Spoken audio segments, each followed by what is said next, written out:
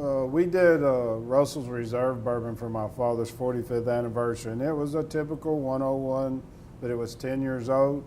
I convinced them to drop it to 90 because I thought, the stories I heard of the younger people, and that's who I was going after. I mean, we have traditionally in our industry only focused on older males, and I wanted to go towards younger male and female, so drop that to 90 proof. And then the reformulation of our American honey, which Jimmy actually came out with around 1980 as wild turkey honey liqueur.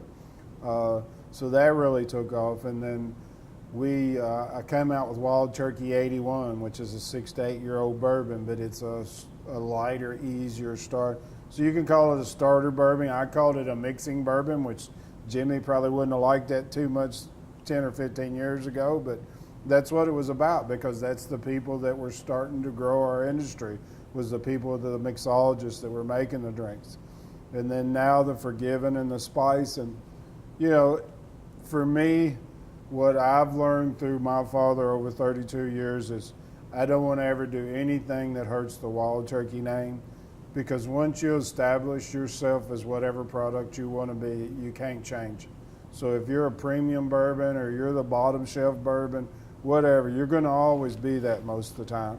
And for me, I don't want to change what Wild Turkey's been about, which is Jimmy doing it the same way, being very consistent for the last 59 years. So I'm very careful about what I do as far as, a flavor or a spice or things like that. I'm not going to throw too many out. It's hard enough to get 1 or 2 by him a year, much less 10 or 15. What I'm trying to do is just enhance our flavors.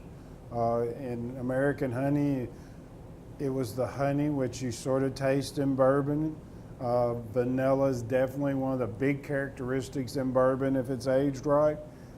So all I'm trying to do with my spice is just sort of round off the edges, make it a little easier for the new consumer to come in and try it.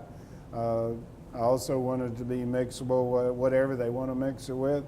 But the vanilla bean is really the flavor that you have on the last taste going down your throat.